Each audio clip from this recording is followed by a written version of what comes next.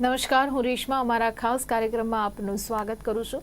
તો નવલા નોરતાની શરૂઆત થઈ ગઈ છે અને આજે બીજું નોરતું છે.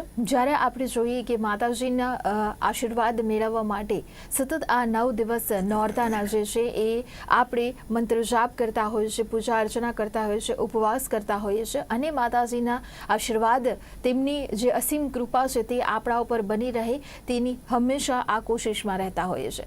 2 વર્ષનો સમયગાળો જતો રહ્યો, મહામારીનો ભાગ અને ભોગ આપણે બંને બન્યા અને આ પરિસ્થિતિઓમાં નવલા નોરતા રમી નહોતા શક્યા. ઘણા બધી પાબંદીઓ હતી, ઘણા બધા નિયમો હતા, તે નિયમોને પાલન કરવું બહુ જરૂરી હતું. પણ આ વખતે જ્યારે કોરોનાની ગાઈડલાઇનની સાથે નવલા નોરતા રમવાની જે અમુક છૂટછાટ મળી છે તેને લઈને દરેક ભક્તોમાં જરૂરથી ઉત્સાહ છે, પણ ઉત્સાહની સાથે સાથે તમામ પ્રકારની કાળજી રાખવી બહુ જ જરૂરી રહેશે.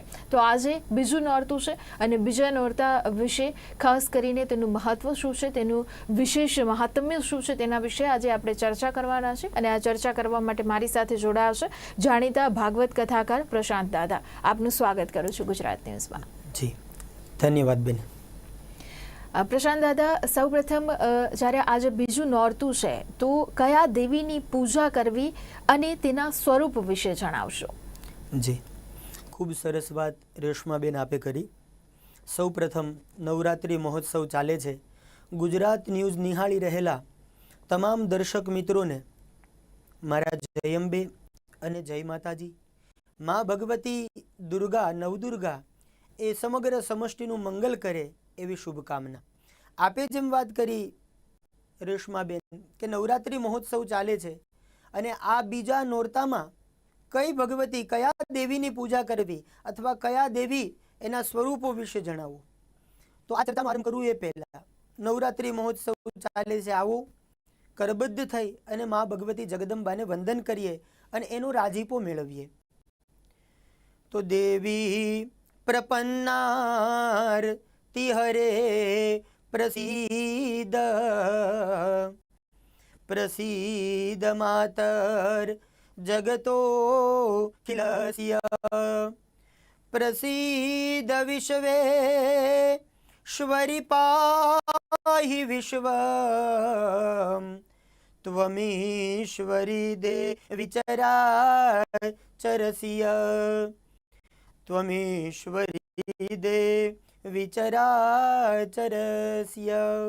ભગવતીને વંદન કર્યા. ત્યારબાદ આપે જેમ પૂછ્યું રેશમાબેન કે આ નવદુર્ગાના બીજા નોરતામાં કયા ભગવતીની પૂજા કરવી, તો એના માટે દેવી ભાગવત હોય, વરાહ પુરાણ હોય, માર્કંડેય પુરાણ હોય, આપણે ત્યાં અનંત મા ભગવતી જગદંબાનો મહિમા એ ગાવામાં આવ્યો છે, શાસ્ત્રે પ્રતિપાદિત કર્યો છે મહિમા. તો આજે બીજું નોરતું છે. બીજા નોરતાએ મા બ્રહ્મચારીણી માતા એનું પૂજનનો મહિમા અને આજે બીજું નોરતું એમાં બ્રહ્મચારીણી માના મહિમાનું બીજું નોરતું શાસ્ત્રમાં બતાવ્યું છે. તો આવો એ મા બ્રહ્મચારીણી કેવા લાગે છે, એનું સ્વરૂપ કેવું છે રેશમાબેન, તો એના માટે પણ શાસ્ત્રએ ખૂબ સરસ વાત કરી કે મા બ્રહ્મચારીણી કેવા લાગે છે. તો દધાન કર પદ્માભ્યામ અક્ષમાલા કમંડલુ દેવી પ્રસીદતુ મયી બ્રહ્મચારિણ્યનુત્તમા. દેવી પ્રસીદતુ મયી બ્રહ્મચારિણ્યનુત્તમા. મા ભગવતી બ્રહ્મચારિણી કેવા લાગે છે? બ્રહ્મચારિણી માનું એક નામ છે તપનું ચારિણી, એટલે કે તપસ્ચારિણી. આવું પણ એક મા બ્રહ્મચારિણીનું નામ શાસ્ત્રમાં બતાવ્યું છે. તો આ મા બ્રહ્મચારિણી માનું સ્વરૂપ કેવું છે? તો શાસ્ત્ર એવું કહે છે, દધાન કર પદ્માભ્યામ અક્ષમાલા કમંડલુ. મા ભગવતીનું સ્વરૂપ પૂર્ણ જ્યોતિર્મય, અત્યંત ભવ્ય મા ભગવતી જગદંબા લાગે છે. ત્યારબાદ જેમના જમણા હાથની અંદર, માના જમણા હાથની અંદર જપમાળા વિદ્યમાન છે અને ડાબા હાથની અંદર કમંડળ વિદ્યમાન છે. ત્યારબાદ મા બ્રહ્મચારિણીના મહિમા વિશે જો વાત કરવી હોય તો પુરાણોમાં રેશમાબેન એક ખૂબ સરસ મજાની કથા બતાવી છે કે આ મા બ્રહ્મચારિણી, એનું નામ બ્રહ્મચારિણી કેમ પડ્યું, અથવા તો તપસ્ચારિણી આપણે કહીએ છીએ. જુઓ, બ્રહ્મ શબ્દનો અર્થ જ થાય છે તપસ્તર્યા. તો એ શું કામ, શા માટે? તો આપણા પુરાણોએ ખૂબ સરસ વાત કરી. પૂર્વકાળની અંદર માં બ્રહ્મચારિણી પૂર્વજન્મમાં માં જ્યારે હિમાલય અને મેનાના ઘરે પુત્રી રૂપે અવતર્યા અને ભગવાન શિવજીને પતિ સ્વરૂપે પામવા માટે થઈ અને માં બ્રહ્મચારિણીએ ઘોર તપશ્ચર્યા કરી. અને એ તપશ્ચર્યા એટલે એવી અઘોર તપશ્ચર્યા માએ કરી અને માં ભગવતી જગદંબા એને નારદ દ્વારા ઉપદેશ થયો કે જો તમારે શિવને પતિ સ્વરૂપે પ્રાપ્ત કરવા હોય તો એના માટે નારદજીએ ગુરુનું માધ્યમ બનીને આવ્યા અને જગદંબાને કીધું કે તમે ભગવાન શિવનું હજારો વર્ષ સુધી તપ કરો. તો આજ નારદજીના વાતનું અનુસંધાન કરી અને માં જગદંબા બ્રહ્મચારિણી એ તપ કરવા માટે જાય છે. સૌ પ્રથમ હજારો વર્ષ સુધી માએ તપ કર્યું છે. કઠિન અને દારૂણ તપ કરવા લાગ્યા માં જગદંબા. એવું શાસ્ત્રમાં લખ્યું છે કે થોડો સમય માં ભગવતીએ કંદમૂળ ફળ ખાઈ અને જગદંબાનું તપ કર્યું. ત્યારબાદ એના પછીનો થોડોક સમય જગદંબાએ અન્ન અને જળ એ પી અને જગદંબાએ ભગવાન શિવને મેળવવા માટે તપ કર્યું. છતાં ભગવાન પ્રસન્ન ન થયા એટલે ત્યારબાદ ભગવતીએ બધું જ છોડી દીધું. અન્ન જળ ફળ એનો ત્યાગ કરી અને જગદંબા તપ કરવા લાગ્યા. હવે જ્યારે જગદંબાની તપશ્ચર્યા વધવા લાગી, બ્રહ્માંડ ડોલવા લાગ્યું કે આવું અઘોર ઘોર તપ કોણ કરી રહ્યું છે, ત્યારે સપ્તર્ષિઓએ આવી અને આ બ્રહ્મચારિણીના તપથી સપ્તર્ષિઓ રાજી થયા, પરમ પ્રસન્ન બન્યા અને આ બ્રહ્મચારિણી માને કહેવા લાગ્યા કે હે દેવી, તમારા તપથી અમે પ્રસન્ન બન્યા છીએ. તમે જે મનોરથ રાખ્યો છે કે ભગવાન શિવ એ મને પતિ રૂપે પ્રાપ્ત થાય, તો 100% ભગવાન શિવ તમને પતિ સ્વરૂપે પ્રાપ્ત થશે. હવે જ્યારે તમારા પિતા હિમાલય તમને લેવા માટે આવે ત્યારે તમે એમની સાથે ઘર તરફ પ્રયાણ કરજો. ઘોર અને કઠિન તપ કર્યું માટે માનું નામ પડ્યું બ્રહ્મચારિણી અથવા તો તપશ્ચારિણી. આજના બીજા નોરતે રેશમાબેન ગુજરાત ન્યૂઝના માધ્યમથી હું દર્શક મિત્રોને કહેવા માંગીશ કે તમારા બાળકો વિદ્યા અભ્યાસમાં પાછા પડતા હોય, તમારું ન માનતા હોય, અજ્ઞાની હોય, તો એના માટે આજનો દિવસ ખૂબ પવિત્ર છે. આ નોરતું તમારા માટે અતિ આવશ્યક છે. શું કામ? તમારા બાળકોને ઓમ રીમ બ્રહ્મચારિણી નમઃ આ મંત્રની જો એક માળા તમારો બાળક કરશે તો ચોક્કસથી એની બુદ્ધિ પ્રગાઢ બનશે, વિદ્યાવાન થશે, વિનયવાન થશે, નીતિવાન થશે અને તમારા બાળકોમાં માં બ્રહ્મચારિણી એ સંસ્કારોનું સિંચન કરશે. તો આવો અદ્ભુત મહિમા માં બ્રહ્મચારિણી માટે શાસ્ત્રમાં પ્રતિપાદિત કરવામાં આવ્યો છે. રેશમાબેન જી, ખૂબ જ સુંદર વાત આપે કરી છે. ખાસ કરીને પ્રશાંત દાદા જો વાત કરીએ કે આપણે વર્ષમાં કેટલી નવરાત્રી આવે છે અને તેનો મહિમા શું છે? જી, આ વાત પણ દર્શક મિત્રો માટે રેશમાબેન ખૂબ રસપ્રદ બની જશે, અગત્યની બની જશે. અને ગુજરાત ન્યૂઝ એ વારંવાર વિદ્વાન બ્રાહ્મણોના માધ્યમથી આ જગતને ખૂબ સારો સંદેશ આપે છે. તો એ વાત જોઈ અને બ્રાહ્મણ તરીકે હું પણ ખૂબ રાજીપો વ્યક્ત કરું કે આવા સારા સારા પ્રયાસ બ્રાહ્મણો વિદ્વાન બોલાવી અને એના માધ્યમથી જગતને સારો સંદેશ આપવો, સારો મેસેજ આપવો. તો આપે જેમ વાત કરી રેશમાબેન કે દાદા વર્ષમાં નવરાત્રી કેટલી આવે છે અને નવરાત્રીનો શું છે મહિમા, તો જેવો રેશમાબેન આપે મને પ્રશ્ન કર્યો, આવો જ પ્રશ્ન દેવી ભાગવતની અંદર જન્મેજય એ ભગવાન વેદવ્યાસને કરે છે. હવે જુઓ, તમે ભાગવત સાંભળો ને તો તમને કનૈયાના ગુણોથી પરિચય થાય. ભગવાન કૃષ્ણ કેવા લાગે, ભગવાને કેવી કેવી લીલા કરી. પણ એવી જ રીતે તમે દેવી ભાગવત મહાપુરાણ સાંભળો તો તમને જગદંબા અથવા શક્તિ તત્વનો પરિચય થાય કે જગદંબાએ કેવા કેવા સ્વરૂપો લીધા, જગદંબાનું નામ ચામુંડા કેમ પડ્યું, જગદંબાનું નામ ખોડિયાર કેમ પડ્યું. પણ એના માટે તમારે કરવું પડશે શું? દેવી ભાગવતના આશ્રયે દેવી ભાગવતનો સહારો લેવો પડશે. તો તમને આ નવરાત્રી વ્રત અને નવરાત્રી મહોત્સવનો મહિમા સમજાશે.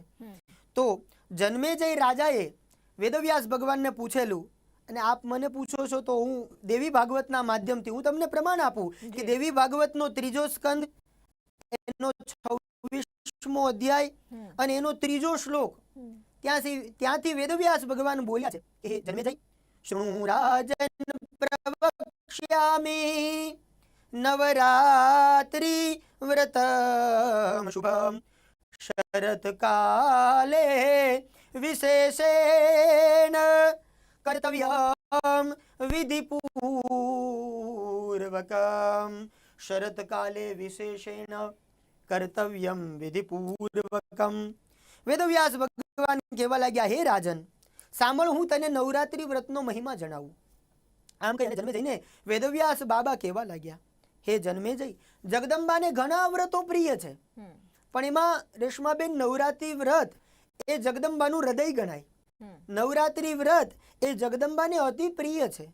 જો કોઈ સાધક નવરાત્રિ વ્રત કરે, એના જે કઈ સંકલ્પ હશે એ સંકલ્પની પૂર્તિ માં ભગવતી નવદુર્ગા બ્રહ્મચારીણી કરશે. તો આપે જેમ પૂછ્યું કે વર્ષમાં કુલ કેટલી નવરાત્રિ આવે છે, તો વેદવ્યાસ ભગવાન કહેવા લાગ્યા કે આપણે ત્યાં 4 નવરાત્રિ વર્ષમાં આવે છે. એમાં આસો માસની નવરાત્રિ, ચૈત્ર માસની નવરાત્રિ. આસો માસની નવરાત્રિ જેને આપણે શારદીય નવરાત્રિ તરીકે ઓળખીએ છીએ. ચૈત્ર માસની નવરાત્રિ જેને આપણે એક નામ છે વાસંતી નવરાત્રિ, એટલે વસંત ઋતુ, એમાં નવરાત્રિ આવે છે ચૈત્ર માસમાં, એટલા માટે એક નામ પડ્યું વાસંતી નવરાત્રિ. આ ચૈત્ર માસની નવરાત્રિ જે છે એ સાધના અને ઉપાસના માટે બતાવી છે. એમ પણ કીધું છે કે ચૈત્ર માસની અંદર રોગચાળો વધારે હોય, એટલા માટે યમદંષ્ટ ઋતુ પણ આ વસંતને ગણાવી છે. તો એક તો આસો માસની નવરાત્રિ જે શારદીય નવરાત્રિ જેની આપણે અત્યારે ચર્ચા કરી રહ્યા છીએ, પછી ચૈત્ર માસની નવરાત્રિ, ત્યારબાદ અષાઢ માસ અને માઘ માસ, આમાં પણ નવરાત્રિ આવે છે. હવે રેશમાબેન 2 નવરાત્રિ આપણે ત્યાં પ્રગટ માનવામાં આવી છે અને 2 નવરાત્રિ આપણે ત્યાં ગુપ્ત માનવામાં આવી છે. તો ચૈત્ર માસ અને આસો માસની નવરાત્રિ, જેમ આપે હમણાં બહુ સરસ વાત કરી કે આ વખતે બધા જ 2 વર્ષથી આપણે જે ગરબા નથી ગાઈ શક્યા કે નથી રમી શક્યા, આ વખતે થોડી છૂટછાટ આપણને મળી છે કે જગદંબાના ગુણાનુવાદ કરી શકશું, ગાઈ શકશું, એને રીઝવી શકશું. તો ચૈત્ર અને આસો એ 2 માસની નવરાત્રિ એને ત્યાં આપણે ત્યાં પ્રગટ માનવામાં આવી છે. અષાઢ અને માઘ માસની નવરાત્રિને ગુપ્ત નવરાત્રિ માનવામાં આવી છે. પછી એક 5મી નવરાત્રિ પણ આવે છે રેશમાબેન, પણ જેની લગભગ લોકોને ખબર નથી. મેં સંતો પાસે એવું સાંભળ્યું છે અને શાસ્ત્રોમાં એવું વાંચવામાં આવ્યું છે કે એક 5મી નવરાત્રિ આપણે ત્યાં આવે છે, જે અતિ ગુપ્ત નવરાત્રિ, કે જેમાં દેવતાઓ ભગવતી જગદંબાનું આરાધન કરતા હોય છે. આવું દેવી ભાગવતમાં મેં વાંચ્યું છે, સંતો પાસે સાંભળ્યું છે.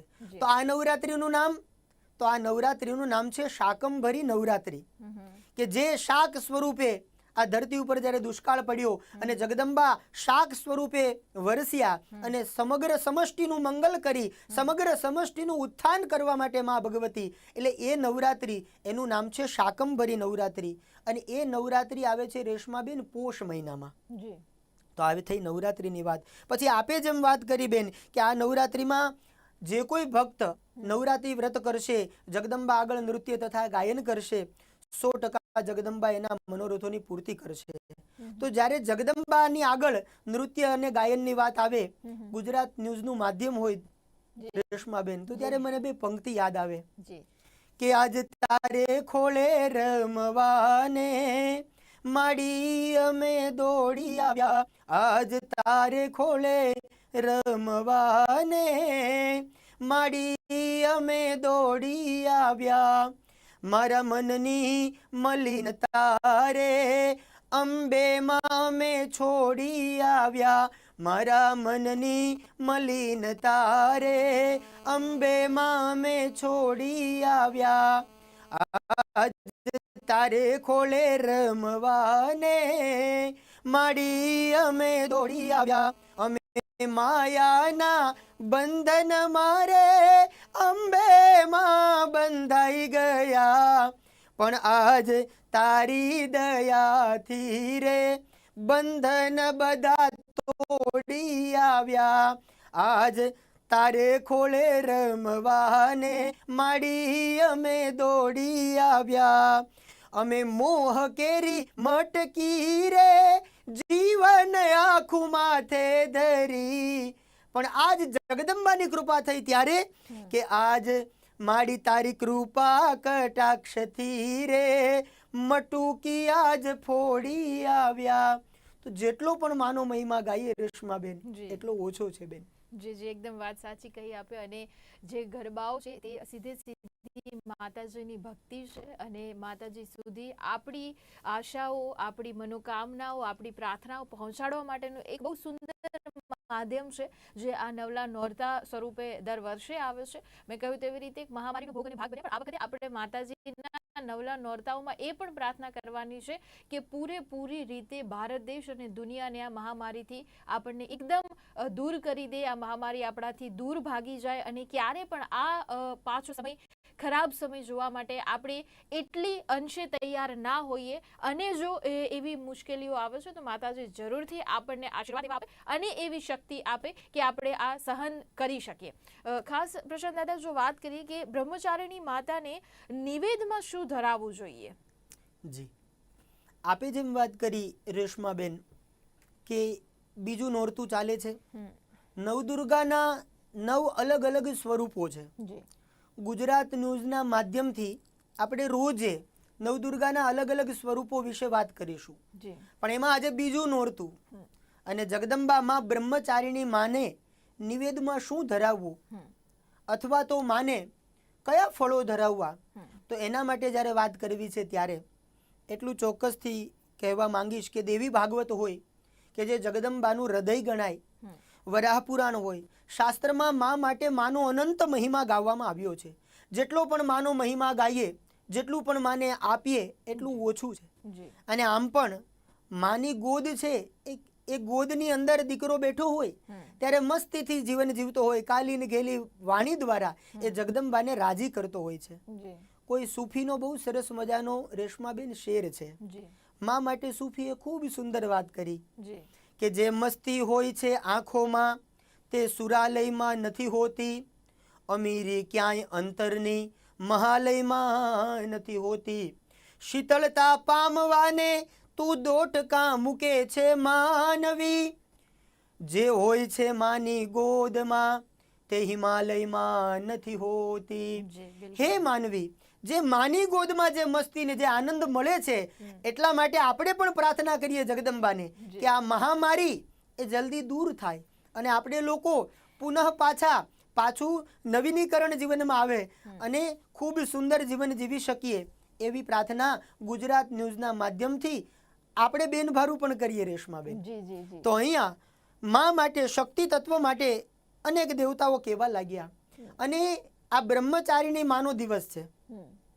શક્તિથી સૌ દેવ પૂજાયા, શક્તિહીન પૂતળા જેવા, આવું શાસ્ત્ર કહે છે કે આ બ્રહ્મદેવને જ્યારે સૃષ્ટિ રચવી હતી તો એમને પણ આ બ્રહ્મચારિણી માએ મદદ કરી ત્યારે સૃષ્ટિનું સર્જન આગળ વધ્યું હતું.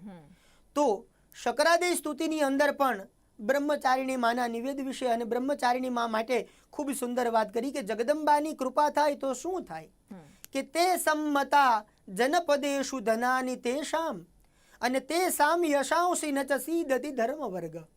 આ નવરાત્રિ મહોત્સવ ચાલે છે, બીજું નોરતું છે, બ્રહ્મચારિણીની પૂજા અર્ચના તમે કરો અને એને વંદન કરી અને જો માનો રાજીપો મેળવો તો જગદંબા આપણને શું ફળ પ્રાપ્ત કરાવે? બોલે જનપદેશુ, યાની તમારી જિલ્લામાં પ્રગતિ થાય. પણ જિલ્લો શબ્દ એ નાનો ગણાશે. શાસ્ત્ર તો આનાથી આગળ પણ કહે છે કે ખાલી માત્ર જિલ્લામાં નહીં, જગદંબા કૃપા કરે તો સમગ્ર જગતની અંદર અને સમગ્ર સમષ્ટિમાં તમારો જય જયકાર થતો હોય છે. તો એવી માં બ્રહ્મચારિણી માને નિવેદની અંદર શું ધરાવવું? તો અહીંયા શાસ્ત્ર એવું કહે છે કે જગદંબાને સુખડી અને ગોળ એનું નિવેદ પણ ધરાવાતું હોય છે. ત્યારબાદ જગદંબાને જો બ્રહ્મચારિણી માને પ્રિય હોય તો એ છે સાકર. જો તમે સાકર બીજા દિવસે બ્રહ્મચારિણી માની પૂજા કરીને જો એને ધરાવવામાં આવે તો ચોક્કસથી માં બ્રહ્મચારિણી તમારું મંગલ કરે. ત્યારબાદ ફળની જો વાત કરવામાં આવે તો માં બ્રહ્મચારિણીને લીંબુ અને બીજોરું, આ બે માં બ્રહ્મચારિણીને અતિ પ્રિય છે. જો તમે તમારા ઘરે નવરાત્રિ મહોત્સવ ચાલતો હોય, બ્રાહ્મણને બોલાવી ચંડી પાઠ કરાવડાવશો અથવા તો બ્રાહ્મણને બોલાવી નવચંડી યજ્ઞ કરાવડાવશો, ઘી અને ભાતની આહુતિ આપશો તો તમને અનંત પુણ્યની પ્રાપ્તિ થશે અને જગદંબા કૃપા કરે તો શું ન થાય. એવું કીધું છે એક શેરમાં સૂફીએ કે જીતને તારે આકાશ મેં, જીતને તારે આકાશ મેં ઉતને શત્રુ હોય, પણ કૃપા હોય માં જગદંબા કી તાકો બાલન બાકા હોય. તો આવી રીતે માં ભગવતી બ્રહ્મચારિણી, એને નિવેદની અંદર સાકર એ અતિ પ્રિય છે અને ફળમાં લીંબુ અને બીજોરું એ પણ ખૂબ પ્રિય છે બેન. જી જી, ખૂબ સુંદર વાત આપે કહી. અને તેની સાથે જ જો આપણે આગળ વાત કરીએ તો દાદા અહીંયા નવરાત્રિની અંદર આપણે ગરબા પધરાવીએ તો તેનો મહિમા આપની દ્રષ્ટિએ શું છે? જી, આ વાત પણ દર્શક મિત્રો માટે રેશમાબેન ખૂબ અગત્યની બની રહેશે. જી. શું કામ? નવરાત્રિ મહોત્સવ ચાલે છે, આપણે લોકો કે ભાઈ ચાલો બાજુવાળા બેને સ્થાપન કર્યું એટલે આપણે પણ કરી દીધું, બાજુવાળા બેન ગરબા લાવ્યા તો આપણે પણ ગરબા લાવી દીધા. પણ ગરબો શું કામ પધરાવવામાં આવે? જગદંબાનો રાજીપો મેળવવા માટે થઈ. ભલે થોડું કરો પણ કેવું કરો? જાણીને કરો, સમજીને કરો તો તમને એનું શ્રેષ્ઠ પરિણામ મળશે. શાસ્ત્રમાં એવું કહેવામાં આવ્યું છે, કોઈ કવિ ત્યાં સુધી કહે રેશમાબેન કે જાણ્યો ન જીવન સાર તો જીવન જીવ્યાથી શું થયું? જાણ્યો ન જીવન સાર તો જીવન જીવ્યાથી શું થયું? પણ અહીંયા વસ્યો ન રામ તો મુખથી હસ્યાથી શું થયું? લોકો કરે છે અને આપણે કરીએ છીએ એવું આંધળું અનુકરણ ક્યારેય નહીં કરવું.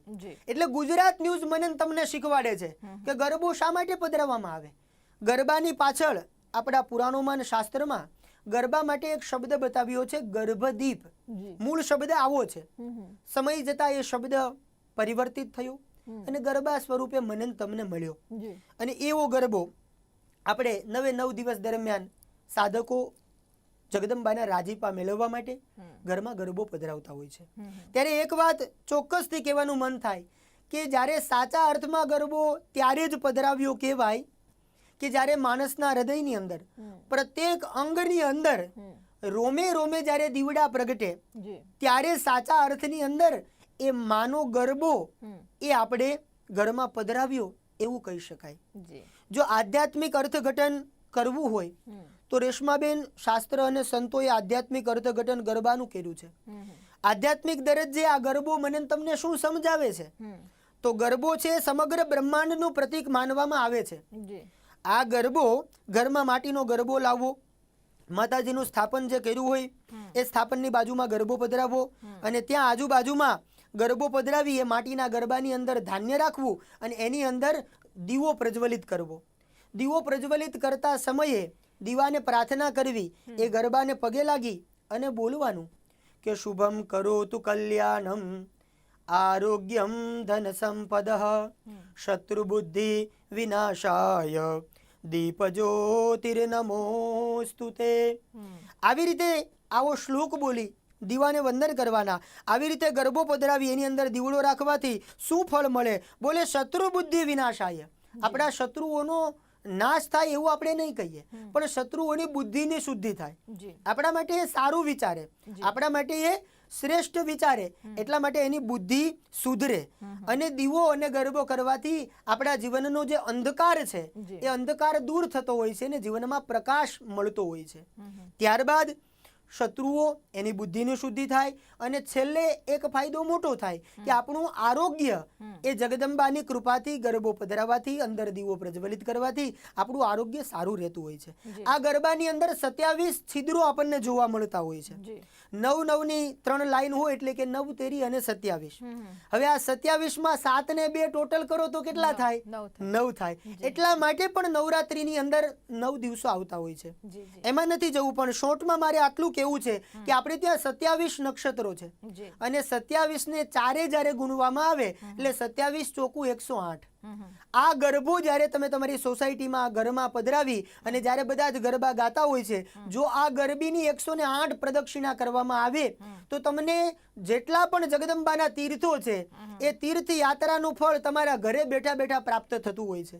તો જેટલો પણ ગરબાનો મહિમા ગાઈએ એટલો ઓછો છે અને જગદંબાના ગરબા માટે થઈ અને જેટલું બોલીએ એટલું ઓછું છે બેન. જી જી, ખૂબ સરસ. આપણી પાસે સમય સમાપ્ત થઈ રહ્યો છે.